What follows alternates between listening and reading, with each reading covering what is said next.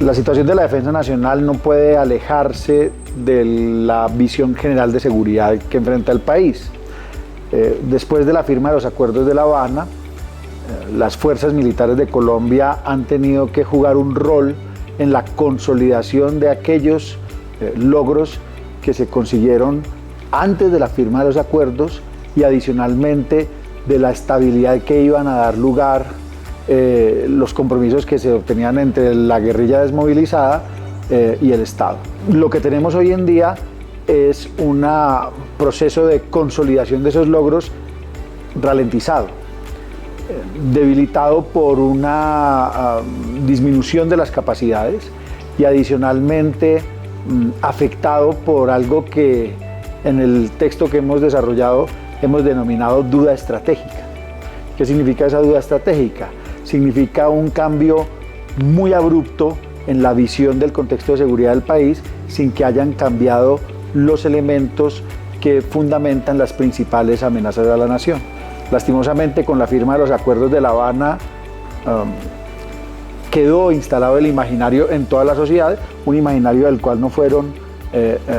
ajenos las fuerzas militares, de que habíamos llegado a un momento de pacificación y en realidad lo que estábamos era empezándolo. Y en ese sentido, la construcción de la estrategia de seguridad tal vez se adelantó en el tiempo a una instancia de mayor estabilidad y se generó un espacio para que se reciclara el crimen, se reciclaran las estructuras disidentes y aquellas que entraron en el acuerdo y volvieron a salirse,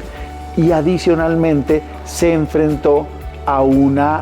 situación muy crítica que es la pandemia, algo que la mayoría de los ciudadanos hemos perdido de vista, pero que en términos de la gestión de la seguridad interna representó un golpe muy fuerte. ¿Por qué lo digo? Porque en medio de la pandemia las fuerzas militares tuvieron que poner sus capacidades para tratar de atender una situación caótica, pero adicionalmente en medio de atender la situación caótica tuvieron que preservar la fuerza. Es decir, no podían estar desplegados en toda su magnitud ante el riesgo biológico que significaba la pandemia. Todos estos elementos se mezclaron y el contexto de defensa y seguridad, de defensa hoy en día en el país, pues es un contexto que tiene algunas complejidades, nunca como las que pasaban hace 20 años, pero sin duda alguna estamos en un momento muy importante para reformular la estrategia, abandonar la duda estratégica, solucionar los problemas de debilidades de capacidades que se han causado durante estos años y reconducir el esfuerzo del Estado a consolidar los beneficios del acuerdo de paz y a proteger las ganancias que se obtuvieron en construcción de seguridad antes de la firma de los acuerdos de La Habana. El primer reto es una discusión política, más allá de que técnica, y es el cambio de nuestra idea de construcción de seguridad en el país. En la pregunta anterior hablábamos sobre cuál es el contexto de defensa y ustedes me escucharon hablar de seguridad, y entonces este es el elemento más importante en la discusión que tenemos ahora. Porque cuando se habla de fuerzas militares y de defensa nacional, terminamos relacionándonos con los asuntos de seguridad? El gran debate contemporáneo sobre este tema en Colombia es que las fuerzas militares no tienen que entrar en los temas de seguridad y que deben moverse estrictamente a los asuntos de defensa. Lastimosamente, las condiciones muy particulares de nuestro contexto de seguridad interna y adicionalmente las conexiones que tiene ese contexto de seguridad interna con unas amenazas que hay por fuera de las fronteras, no necesariamente relacionadas con estados, mayoritariamente relacionadas con otro tipo de amenazas, pero también con estados, hace que en Colombia haya un sistema híbrido, un sistema en el que las capacidades de seguridad y las capacidades de defensa desarrollaron una unión y una coordinación que es muy importante, siempre con posibilidades de mejorar, pero que ha sido muy importante. Entonces, como en Colombia se necesita que las fuerzas militares y las fuerzas de defensa se incorporen en la gestión general de la seguridad, una gestión de la seguridad donde uno de los elementos muy importantes es el que la Constitución le asigna directamente a las fuerzas militares, que es la protección de la integridad territorial, de la soberanía y de la independencia. pues entonces el primer gran desafío que enfrenta es no dejar que se reviente esa coordinación, que se desestructure el sistema que se construyó a partir de aprender a comprender las características de las amenazas, del contexto y de los desafíos. Ese es el primer gran desafío. Yo digo que ahí se enmarca todo, porque dependiendo de eso, entonces se recupera la conciencia sobre las capacidades que hay necesidad de desarrollar, que completar, que revitalizar o que sostener. También la forma como se ordena la participación de las fuerzas militares en la atención de su misión constitucional y de aquellas otras misiones en las que brinda apoyo para sacar adelante la estabilidad del país. Y una tercera, entender el nuevo mundo en el cual cumple su misión. Colombia está muy atrasado. ¿Y por qué digo que está muy atrasado? Pues porque nuestra agenda de seguridad es una agenda que todavía tiene pendiente la resolución de la supremacía del imperio de la ley en su territorio, es decir, tenemos una organización guerrillera como el ELN con unas capacidades terroristas vigentes ahí en el territorio, desplegadas, haciendo daño, unas organizaciones criminales, unas organizaciones transnacionales de crimen organizado que están actuando sobre el territorio. Seguimos un poco todavía gestionando problemas del pasado. Mientras tanto, competidores vecinos que tenemos desarrollan capacidades de guerra cibernética, capacidades de guerra electrónica, fortalecen otros elementos que en la guerra contemporánea, una guerra que es multidominio, una guerra que intercala dimensiones en las cuales se desarrollan operaciones ofensivas y defensivas,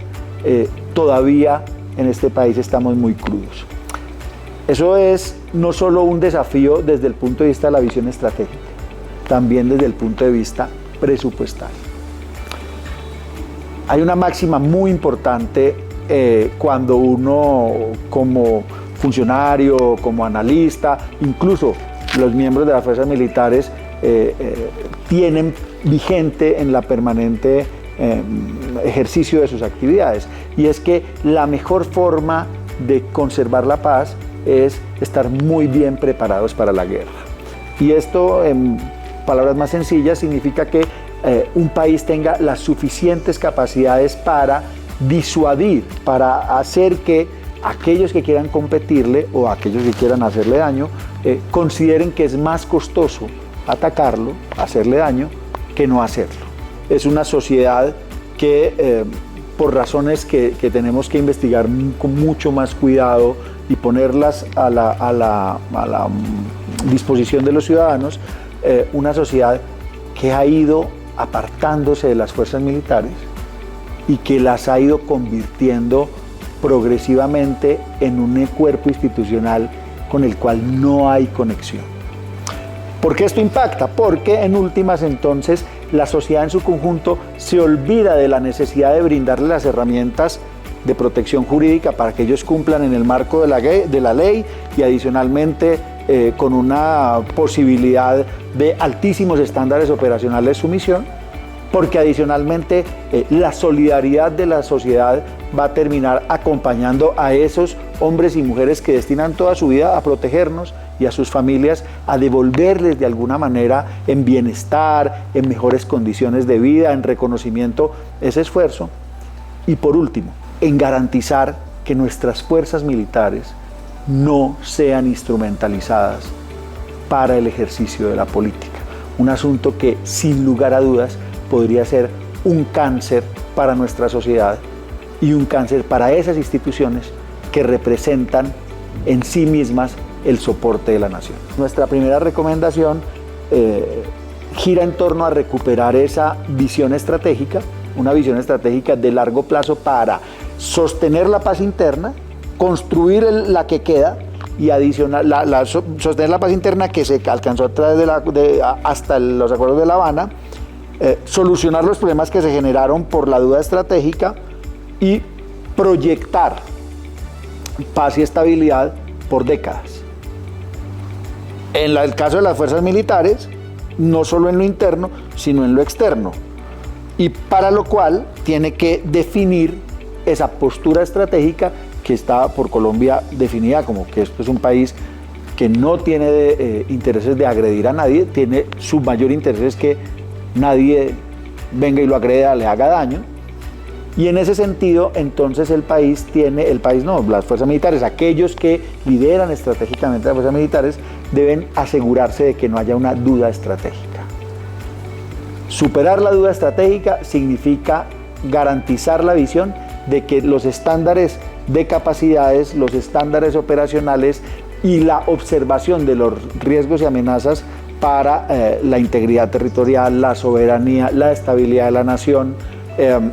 y en general el funcionamiento de nuestra nación están garantizados. Y yo diría que ahí se engloba todo. Ya en detalle lo que habría que decir es que el siguiente paso es defender el sistema de seguridad que hemos logrado constituir. Ese sistema no es resultado de un diseño teórico. Para Colombia resulta muy importante valorar lo que ha construido en seguridad y defensa a lo largo de los últimos 25 años. ¿Por qué digo que es importante valorarlo? Porque es el resultado de la experiencia. Este sistema de seguridad tiene unos estándares técnicos altísimos, pero adicionalmente cuenta con unos atributos de reconocimiento de las realidades y el desarrollo de una capacidad de adaptación que es única en América Latina. Eso hay que defenderlo, hay que recuperarlo, porque si defendemos, recuperamos y revitalizamos esa condición, lo que vamos a tener los colombianos es un activo, un patrimonio muy importante para siempre estar muy cercanos a ponernos a la vanguardia de los desafíos que tenemos en defensa nacional y en general en la seguridad de la nación. Tenemos unos desafíos que corren en nuestras fronteras. Hay un mar territorial que defender, hay unas fronteras con unas debilidades y con unos desafíos que provienen de actores no convencionales, crimen transnacional organizado, la conjunción de crimen interno y crimen externo sobre las fronteras,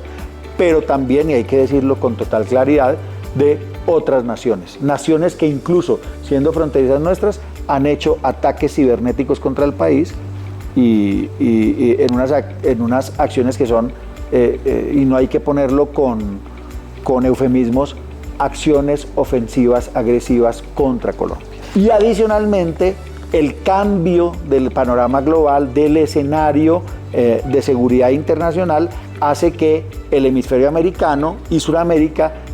tornen a convertirse en una plaza de competencia entre actores extrarregionales. Toda esta conjunción de elementos hace que el frente externo, en su estado actual, esté quedándose corto frente a los desafíos que enfrenta la nación. Y en ese sentido, entonces, también llamamos la atención: guerra cibernética, guerra electrónica, guerra de cuarta generación, guerra multidominio, son elementos que alrededor del frente externo tienen que tomar una relevancia fundamental para poder entender hacia dónde vamos. Desde el ICP no nos queda duda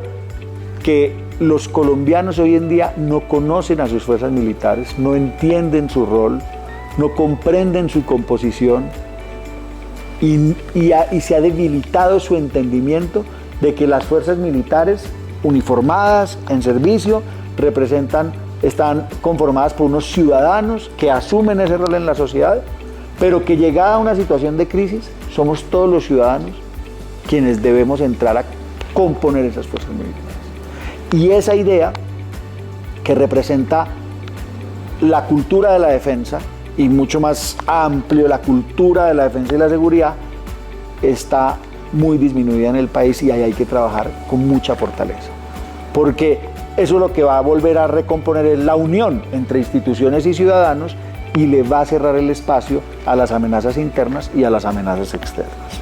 Si no hay legitimidad, va a haber desconfianza entre fuerzas militares y entre los ciudadanos, y en ese espacio de desconfianza los criminales, los enemigos externos van a poder sembrar las semillas que nos lleven al caos. La seguridad jurídica, esto es muy importante, esta es una tarea pendiente desde la firma de los acuerdos de La Habana. Voy a explicarlo muy brevemente. las condiciones con las cuales quedaron determinadas el espacio de actuación institucional de las fuerzas militares, firmado el acuerdo, cambiaron, pero las amenazas se sostuvieron y no se les brindó un marco jurídico que les permitiera, respetando todo lo acordado en el marco de La Habana, poder combatir esas amenazas persistentes. Eso ha aumentado el riesgo jurídico de las fuerzas militares y por lo tanto, ante ese riesgo jurídico, hay un riesgo mayor de que las fuerzas militares entren en inactividad, dándole una ventaja sustancial a los criminales y a aquellos que quieren desestabilizar el país. Finalmente diría que la gran invitación que hacemos desde el ICP a hablar de defensa y a discutir sobre la superación de la duda estratégica y la construcción de nuevo de un acuerdo nacional alrededor de que la seguridad y la estabilidad representan la base sobre la cual podemos sacar cualquier cosa adelante, es la no politización de estos temas. Volver la defensa y la seguridad una bandera de discusión política significa, en últimas, instrumentalizar a estas instituciones que son columnas fundamentales de la nación en unos actores más dentro de un escenario caótico. Seguramente es alrededor de las fuerzas militares